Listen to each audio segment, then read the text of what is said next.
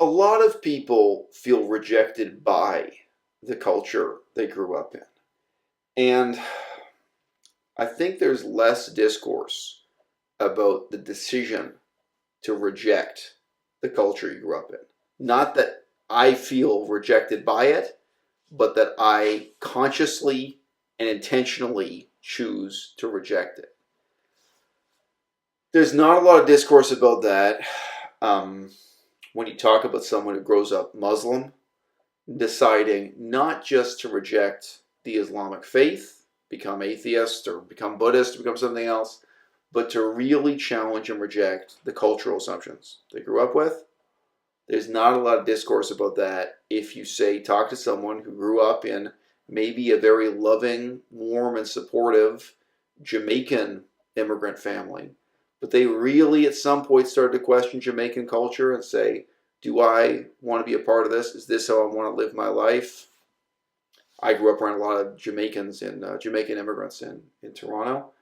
And, some of them chose to really remain a part of Jamaican culture, and some of them took another road. Remember, I met and spoke to one Jamaican guy who was working very hard to learn Chinese, and he was devoting his life to foreign policy relations between Jamaica and China.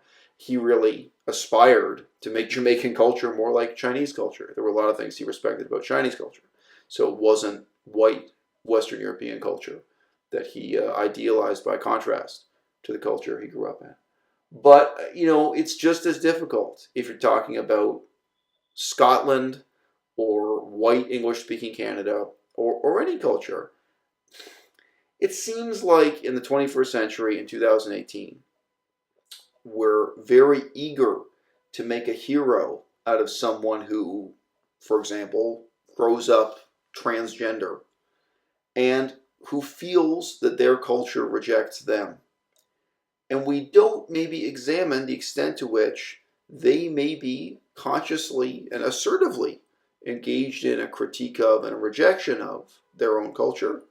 And the same goes for me, and the same goes for so many of my colleagues and contemporaries. Now, I've started this out on a thoroughly grave and serious sounding, tone. But there's a sense in which I think progress in this area largely belongs to stand-up comedy. When I grew up, there was a, rich, politically correct discourse about cultural relativism, trying to teach people to regard all cultures as equal and interchangeable. And the real voice I had to contrast that to was stand-up comedy. People like Chris Rock, people who were examining and contrasting cultures, and whether the differences were small and subtle or deep and profound, really drawing attention to what those contrasts were and why and how they mattered. And of those two movements, if you talk about cultural relativism or just the mean streak of keeping it real, being self-critical and critical of others that you see ongoing in stand-up comedy, I'd say there's no doubt that the tendency you see in stand-up comedy has proved to be more aesthetically durable and more meaningful for all of us. There are two things that really spur me to make this video at this moment. This is the same day when, in France, after about 1 month in France with my daughter, I've just handed my daughter back to her grandmother. Now, me and my girlfriend get on with our lives alone. My period of custody of my daughter has ended. One of the things is just the realization that this has been kind of an important issue bubbling away in the background of a lot of my videos. Whether my videos were talking about doing humanitarian work in Southeast Asia, research into Buddhism, research into indigenous minority languages like Cree and Ojibwe or what have you. All the different decisions I made in my life, the different attempts I made to make the world a better place or to make myself a better person by learning different things and pursuing different forms of activism. Bubbling away in the background is the question, Eisel, to what extent do you really just hate and reject the culture that you happen to be born into? In the same sense that millions of people are born Muslim or born into Islamic countries, not just the religion, but culturally Muslim countries, and they have no choice in the matter. I had no choice where I was born, by what family I was raised in, and so on. But I had a choice about what I was going to do about it, how I was going to educate myself as soon as the questions of my education, fell into my own hands. And just a couple of days, I met and spoke with a friend of mine. I think I can call her a friend.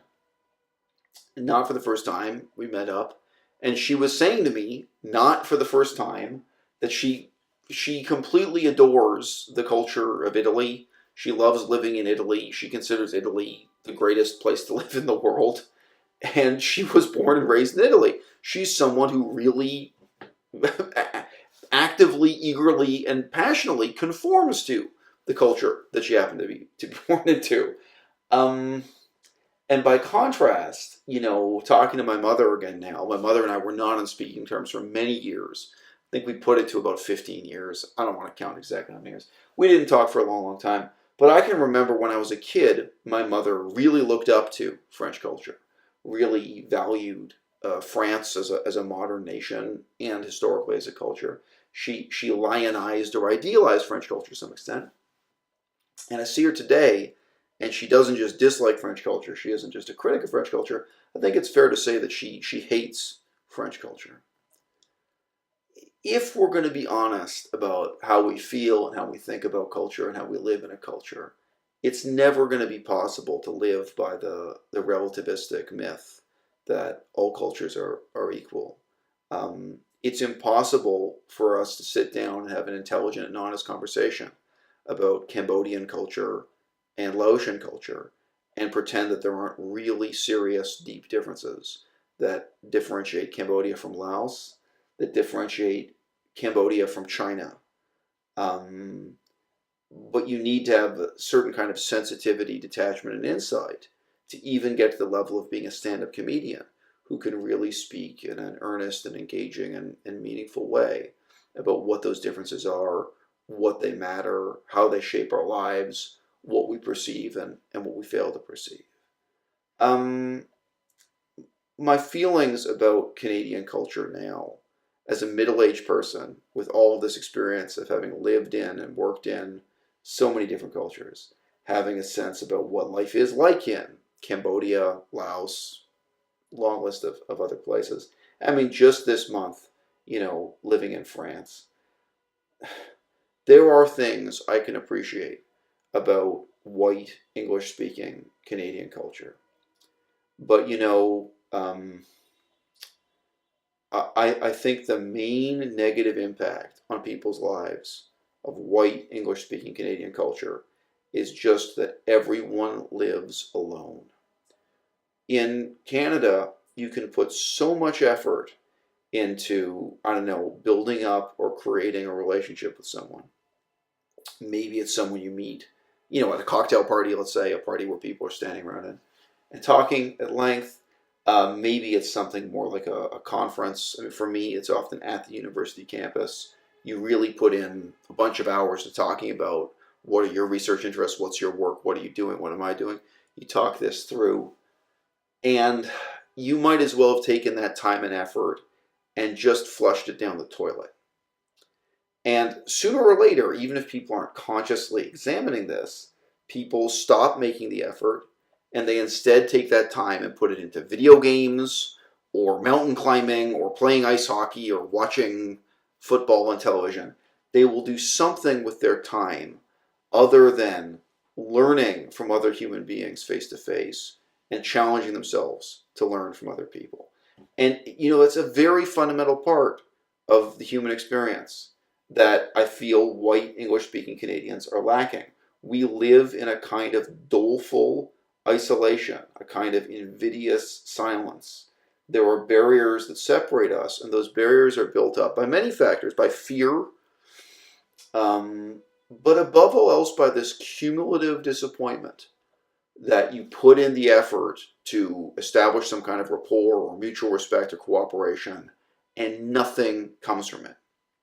And by contrast, earlier today, these are really all examples from today or just the last couple weeks, but today I sent emails to a number of Chinese people, and one of them I only met face to face once, maybe 10 years ago, but we stayed in contact by email after that. And just now I was writing to him again. He's given me useful advice at many points. He's gotten in contact with other people on my behalf and introduced me to them, and then I met them, and useful things came from that. But I mean, several different Chinese people. I mean, obviously, I didn't meet them all 10 years ago. Some I met 10 years ago. Some I met 5 years ago. And there's so much benefit, mutual benefit. There's so much exchange of information and experience and cooperation.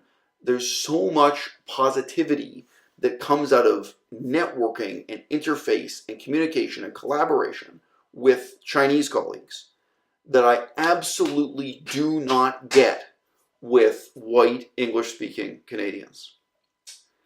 French culture is very different. I was just recently talking to my mother about what she hates about French culture, given that recently she adored it. And I can say, though, French culture, 2 nights in a row, my girlfriend and I went to the beach with my daughter, and my daughter went out and played. And 2 nights in a row, different French people on the same beach invited us to sit down with them and talk with them. In one case, they offered us a bottle of wine, to sit down and basically make friends, And in the other case, we exchanged emails and what have you. Really, with there being no such basis for this connection that I have when I go to an academic conference or an event at the university, when I meet people, where it's really clear we have common work interests, research interests, and so on. And I really pointed out to Melissa, look how different this is from the situation we're in right now in Victoria, BC, Canada, in Vancouver, Canada, in these places, Canada. How hard it is to get over that first barrier of isolation. Now, I just want to say, I don't think that sociability exists as an end in itself. I don't think that people socialize just in order to socialize and for no other purpose. I think it's crucially important for the vast majority of human beings to be confronted with the alienness of their fellow man again and again and again, so that we question, what do I really know? How do I know that? How did I learn that? How did I become convinced of that myself? How can I convince others of my beliefs? And this is something much more simple and fundamental than Socratic method. But questioning oneself, questioning others, I mean, it's very sad when, for example, you meet communists who their whole lives have only spoken with other communists.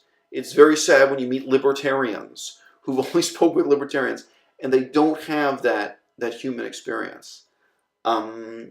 But to some extent, I really feel the sickness of white English-speaking Canada is much more generalized. It's an isolation of all people from all other people, of all ideas from all other ideas, of every ideology, no matter how ersatz and undefined, going unchallenged. That after a very early period when white English-speaking Canadians are forced to socialize by being in the school system, by being assigned to a room number in a class, by being told you're in room 2F, and therefore this person sits next to you on your left, and this person sits next to you on your right. After that ends, this period of enforced sociability, I think that Canadians go into a type of very dangerous intellectual and emotional isolation. And maybe in the past, this was medicated with alcohol and cigarettes and card games. My grandparents' generation sat around and played cards to an unbelievable extent, many, many hours. This type of pastime. Cards, bowling, darts, And to some extent, our current generation, I think, is medicating the problem through marijuana and video games and antidepressants, distractions, some mind-altering and some that are not. But I say again, I don't feel that socializing is important to make you feel good about yourself, for you to be happy. If anything, what I'm trying to suggest to you here is the opposite.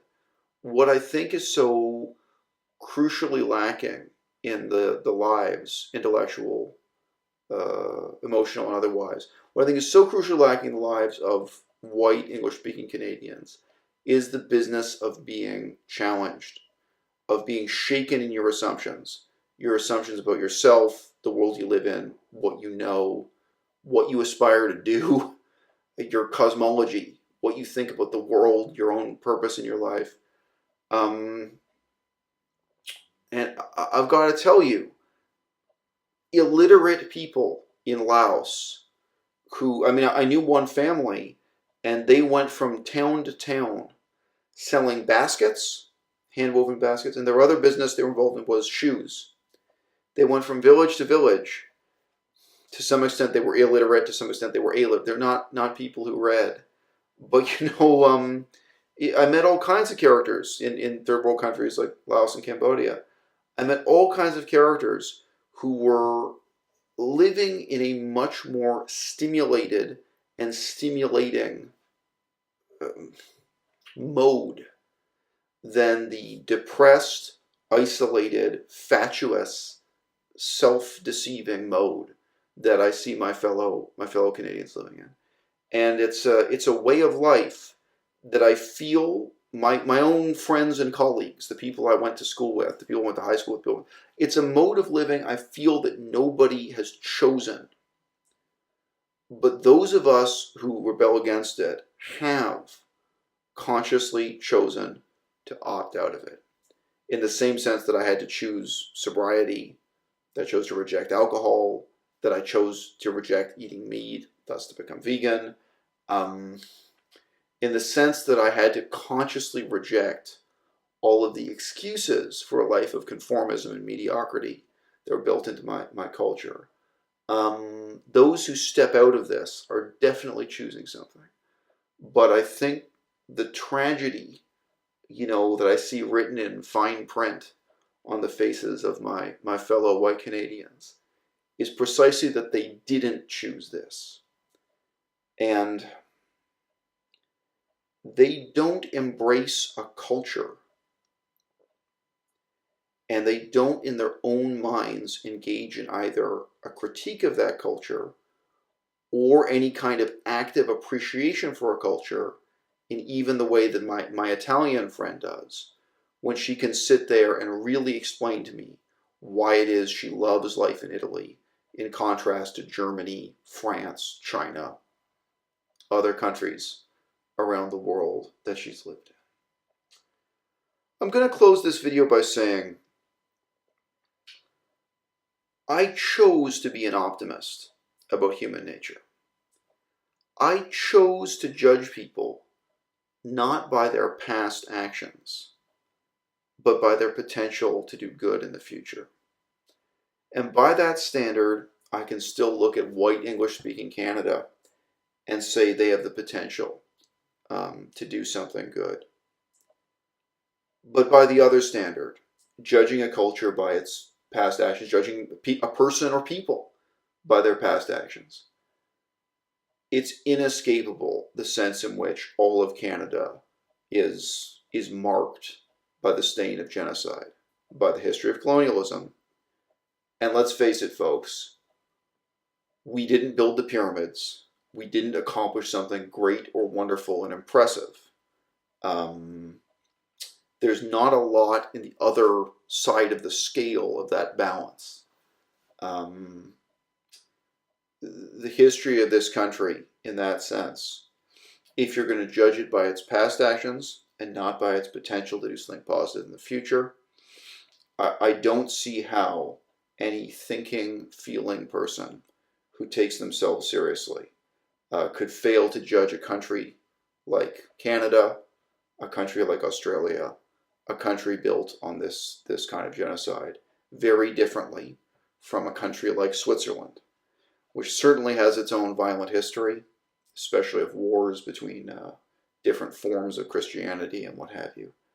But fundamentally, Switzerland remains a multi-ethnic, multilingual democracy, and Canada is instead a colonialist multiculture,